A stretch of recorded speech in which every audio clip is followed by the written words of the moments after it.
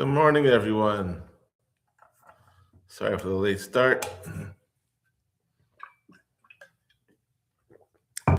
Mr. Shem, we won't be this late again. Okay.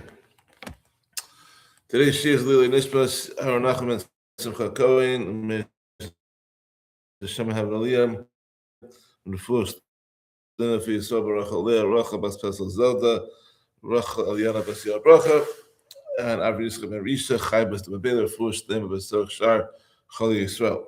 And Shefer Bracha Bas Lecha Tzvi Nach Ben Bracha Rachalea, and Azili Bekarov for Shmuel David Ben Miriam, and Tzvi Ben Chana. Here we go. This is a short Perek. It's on Perek Vav is a short Perek. It's only 3 Mishnayos, so that's the good news. But the third Mishnah is tremendous. So that's what we do here. We do a Perek a day, every day. Mr. Shem will finish the cycle together. Okay, here we go. Perek Vav Mishnah Aleph. Rabbi Yehuda ben Bava, Hey Chamisha Devarim. Rabbi Yehuda ben Bava testified about 5 things, not 3, 5. Chamisha is 5. The first one is regarding miyun. Miyun is a rule that an underage orphan girl who is given in marriage by her mother or brothers can dissolve the marriage simply by declaring that she does not want to be married to this man. He testified, Ben Bava testified that there are times when we encourage underage girls to perform miyun, to declare that they no longer want to be married to their husbands and thereby dissolve the marriages. This is done where doing so will allow the mitzvah of yibum to be performed or even marriage to remain intact. What are we talking about over here? Okay, so one case where miyun is recommended is when 2 brothers marry 2 sisters. So one of the sisters is an adult, and the other one is an underage orphan. So the adult sister's marriage was kosher d'oraisa, while the underage sister, like she was like 10 or 11, was only kosher d'Rabbanan. So the brother married the adult sister and died without children. So he's gone. And she fell to Yibum to the brother married to the younger sister. But since the brother married to the younger sister was only married al pi din d'Rabbanan, but Yibum is a din d'oraisa. So while the younger sister is married to the other brother, he cannot take the older sister in Yibum because he can't marry 2 sisters. So in this case, the Chachamim, they would encourage or strongly recommend to the younger sister, who's a katana, to do miyun on her marriage, and therefore the second brother is now free, and he can do yibum on the older sister, and b'mekayim his brother's name in Klal Yisrael. If she doesn't do miyun, then he would have to do chalitza for the older sister, and that's also an option. But they wanted her to do yibum.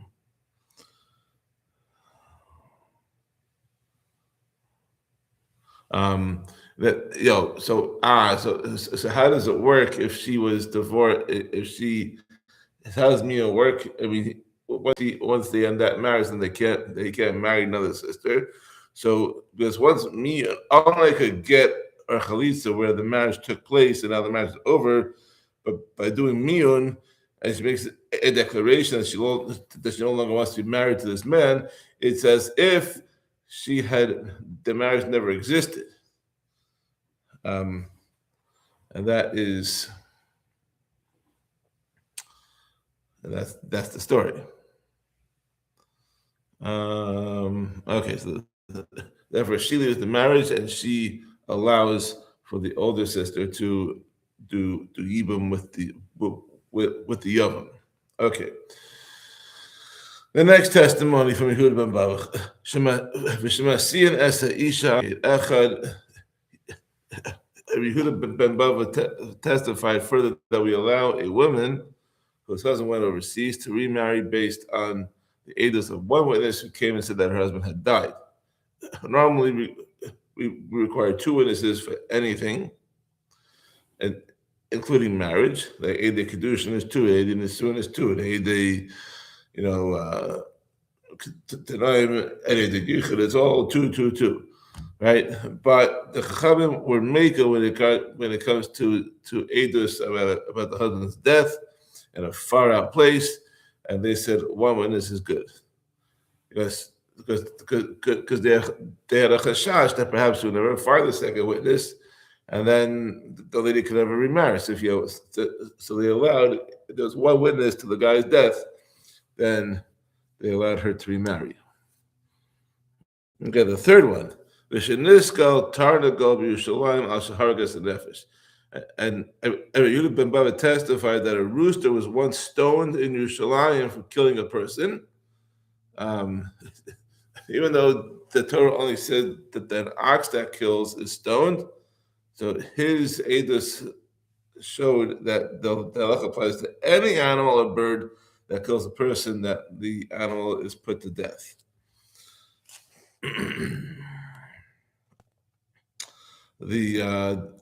And the fourth issue is how old wine must be before it can be used as nesachim ad mizbeach, as a libation. We know that the Kohanim did not drink wine in the Beis Hamikdash, rather wine was used as part of the karbanos.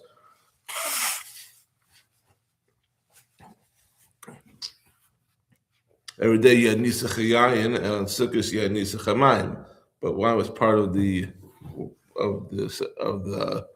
avoda.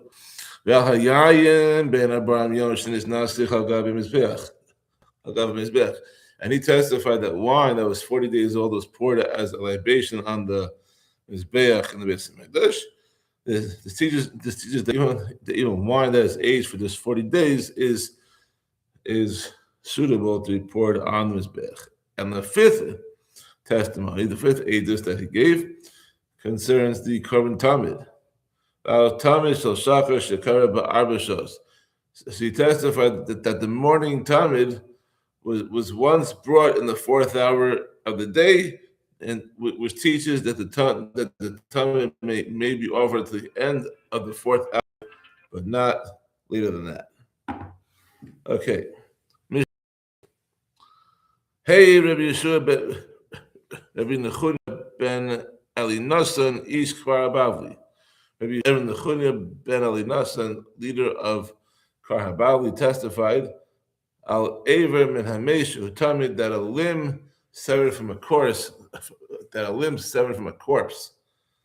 is Tamid like a corpse, and it transmits tumah to people or objects by way of ohel, by being under the same roof as it's in. Like if a limb is amputated, or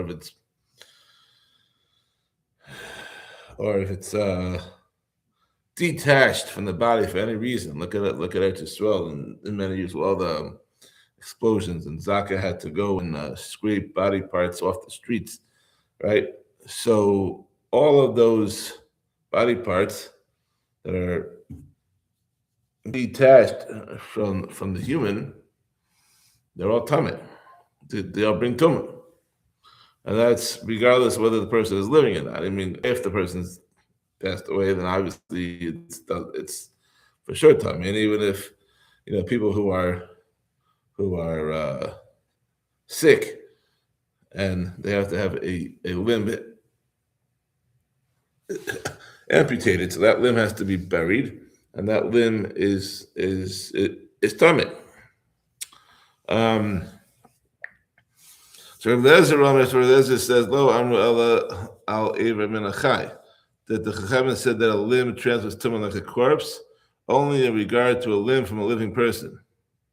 However, a limb from a dead person does not do so.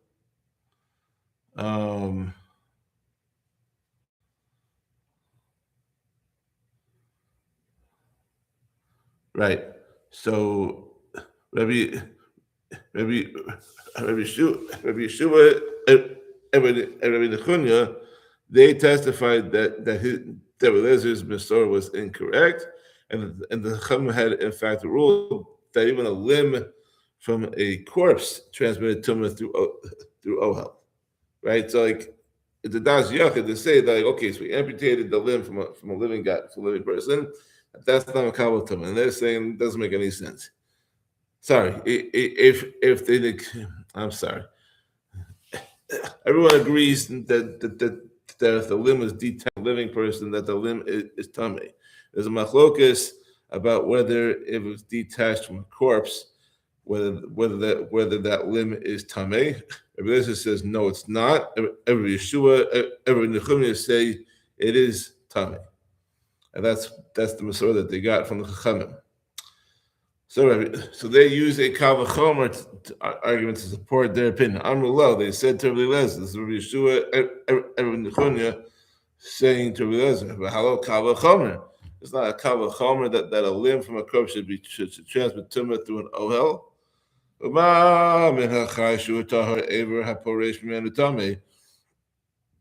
Even regarding a living person who is generally tahor, the limb is that the halach is that a limb that is removed from him is tamei like a corpse. Hameshu tamei. Then regarding a corpse, which is always tamei, isn't that logical that a limb removed from it should be tamei like a corpse? It makes perfect sense. Amar lehem, there's a response to them.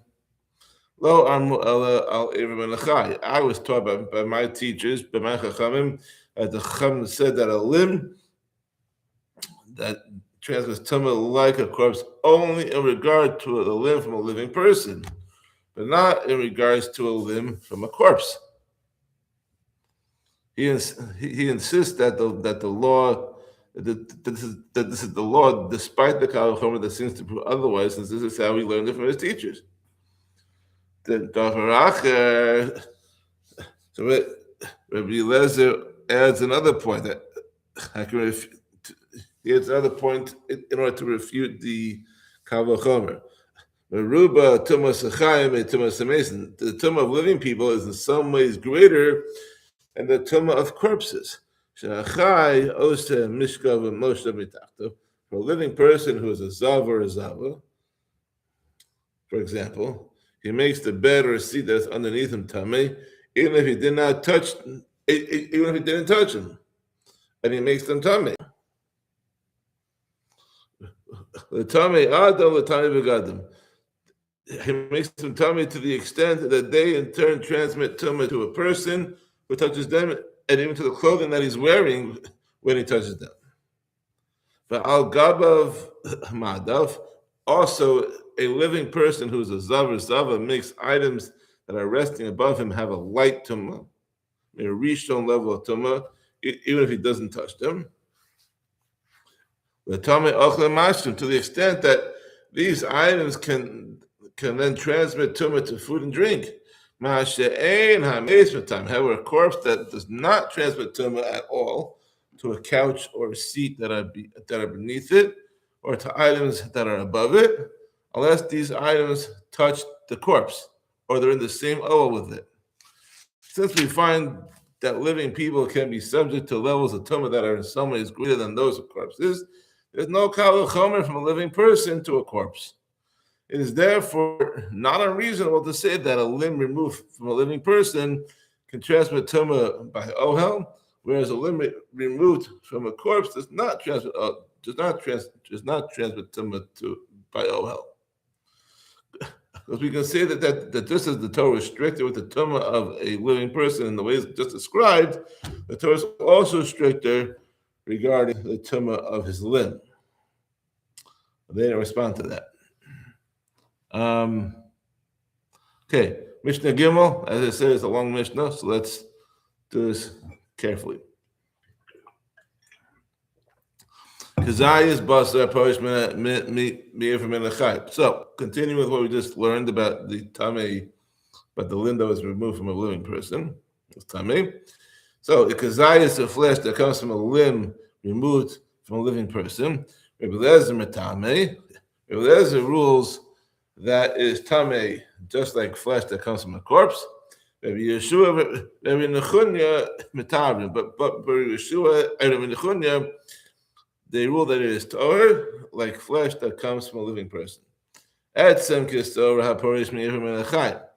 piece of bone the size of a barley corn that comes from a limb removed from a living person. And Nechunya rules that it is tummy, just like a bone from a corpse. But Yeshua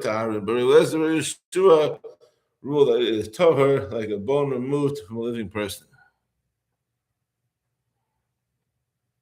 So, to summarize, before we go further, there are three opinions about flesh and bone that come from a limb removed from a living person. Number one, Rabbi Lezer holds that the flesh is tummy, but the bone is tahor. Number two, Rabbi Nechunya holds the opposite, that the flesh and the bone is tummy. And number three, Rabbi Yeshua holds that both the flesh and the bone are tahor.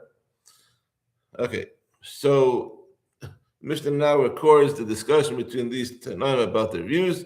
It begins with Rabbi Yeshua and Rabbi Nechunya questioning Rabbi Lezer's opinion. So, Amalo Rabbi Lezer. So Rabbi Nechunya and Rabbi Yeshua said to Rabbi Lezer, "Ma reis l'tamei zayas basar porish me'ever menachai."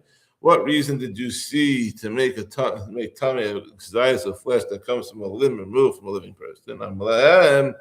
He said to them, "Asinu ever menachai kamei shalim." My reason is that we find that a limb from a living person is treated like a complete corpse with regard to the laws of tumah. Just as a complete corpse is tamei and transmits tumah even through ohel, so too a limb from a living person is tamei and transmits tumah through ohel.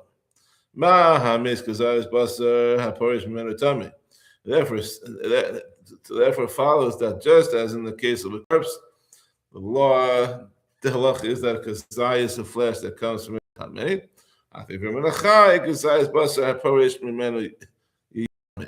So too with a limb removed from a living person, that the halach is kazayas of flesh that comes from it is tamei. So they responded, they responded to Rabbi Lezer, lo, no, your comparison is faulty. If you consider a kazayas of flesh that comes from a corpse to be tamei, shekain timesa etzem kisaor haporishim menu. And this is because you consider a bone the size of barley corn that comes from a corpse to be tamei. Since we see that the Torah was strict with a bone coming from a corpse, it makes sense that the Torah is also strict with flesh that comes from the corpse. Will you make tamei on this basis the kazayas of flesh that comes from a limb removed from a living person?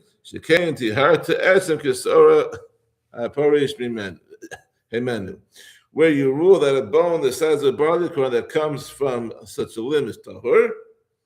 Since even you, Rabbi Lezer, agree that a limb from a living person is treated more leniently in regard to a bone that comes from it, perhaps the Torah is also more lenient in regard to flesh that comes from it, and considers it tahor as well.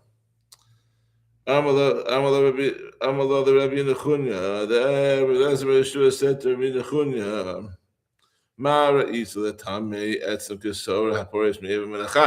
what reason do you see to make tamei a bone the size of a barley corn that comes from a limb that was removed from a living person? He said to them, the reason is that we find that a limb from a living person is treated like a complete corpse with regard to the laws of tumah. Therefore follows that just as in the case of a corpse, the law is that a bone the size of a barley corn that comes from it is tamei.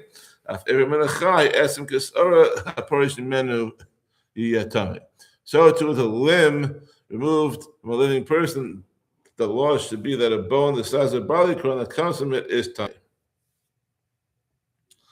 Amrullah, they said to him, "Lo, your comparison is faulty again. If you consider a bone the size of barleycorn that comes from a corpse to be tamei, shekain tamei kazayis basa parish menu. That's because you consider kazayis the flesh that comes from it to be tamei. Since we see that the Torah is strict with flesh that comes from a corpse, it makes sense that the Torah is also strict with a bone that comes from a corpse. Titame esem kesora haporish me'ivim menachai. Will you make tamei on this basis a bone the size of a barleycorn that comes from a limb removed from a living person? Shekainti heart kazayis basar portion menu. Where you rule that a kazayis of flesh that comes from such a limb is tahor, since even you, Rabbi Nechumi, agree that a limb from a living person is treated more leniently by the Torah in regards to flesh, perhaps the Torah is also more lenient about it in regard to a bone that comes from it, and considers it also tahor. So, Amallah the Rabbi Eliezer, they said to Rabbi Eliezer, what reason do you see to divide your method of comparison and say that we compare a limb from a living person to a corpse, but only in regard to its flesh and not in regard to its bones? Oh, Tamei b'shneim, oh Taher b'shneim. Either rule that both of them are tamei, or rule that both of them are tahor. Right? If you're making the comparison between the limb of a living person and the corpse is found, then rule that both the flesh and the bone that come from the limb are tamei. And if it's not, then it's not. Then they're both tahor. Amalahan, so you said to them, Merubah tumas habas and tumas hatzamas. We find that the tumah of flesh is greater than the tumah of bones. For flesh is subject to tumah even in the case of nevelos and shvatzim. Which is not the case with bones. The bones of nevelos and shvatzim are not tamei. So since flesh is a source of tumah in regard to other types of tumah, whereas bones are not, it makes sense to compare the tumah of a limb to that of a corpse, only in regard to its flesh and not in regard to its bones. Davar acher, an additional point, the tumah of flesh is also greater than that of bones in the following way. That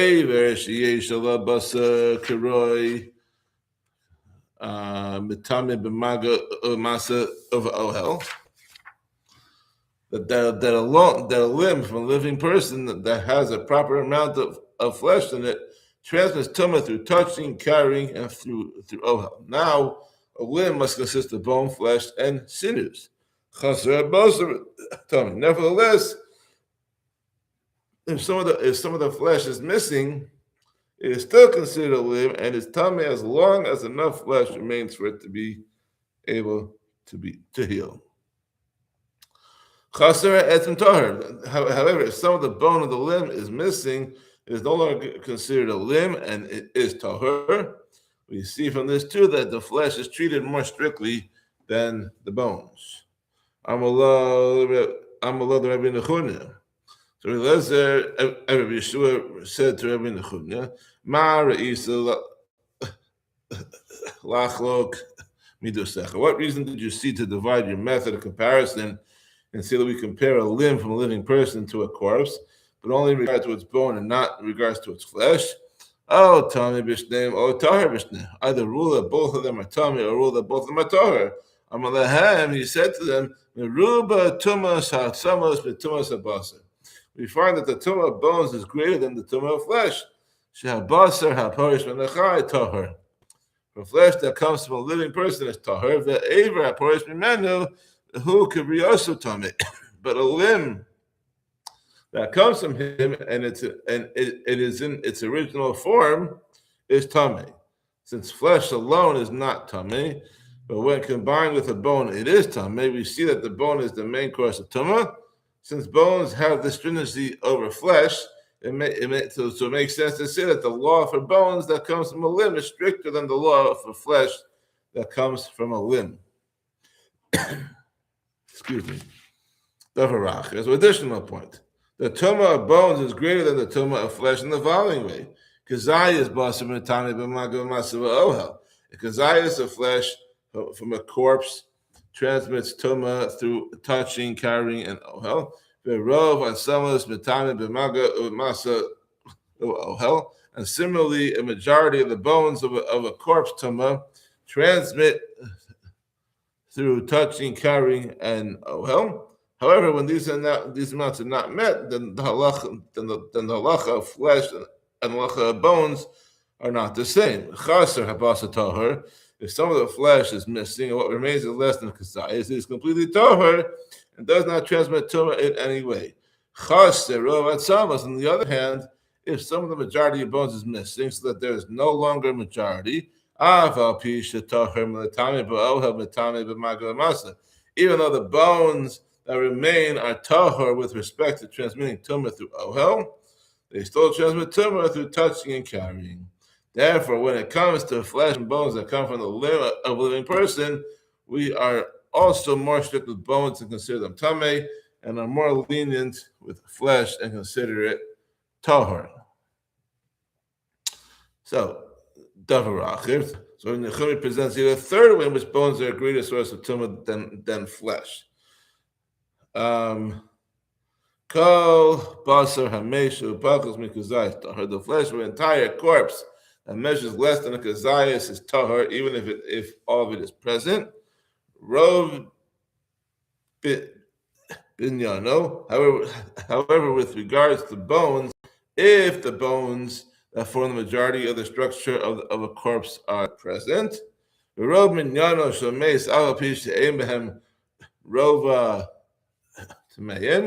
if the majority of the total number of bones in a corpse are present, then even those bones, even though these bones do not add up to the measure of a quarter kav needed to transmit tumah through ohel, they are still tameh and transmit tumah through ohel. So it comes out that flesh lacking the proper measure is tahor, even if all the flesh of a corpse is present, while bones lacking the proper measure are tameh as long as the majority of them are present. So again, we see that the bones have a greater power to transmit tumah than flesh, and therefore it makes sense to say that we are stricter with bones that come from the limb of a living person and consider them tameh than we are with flesh that comes from the limb, which is tahor. Amalal Rabbi Yeshua, so Eliezer and Rabbi Nachuni said to Yeshua, "Ma reis l'tar b'shnayim." What reason did you see to consider both of them tahor? Since a limb removed from a living person is tameh like a corpse and transmits tumah through ohel, it is logical to compare the flesh and bone that come from it to the flesh and bone that come from a corpse. Amalahem, he said to them, "No, your comparison is faulty. If you say regarding a corpse that the flesh and bones that come from it are tameh,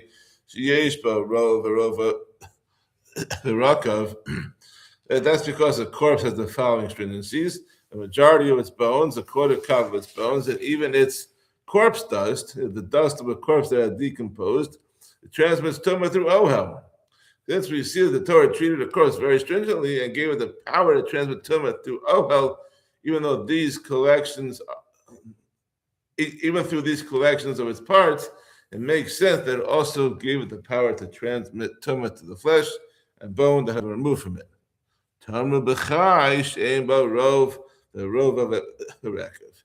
Will you say the same must be true for the flesh and bone that come from the limb of a living person, which does not have the law that a majority of its bones, a quarter of its bones, and its corpse dust transmit tumah through ohel?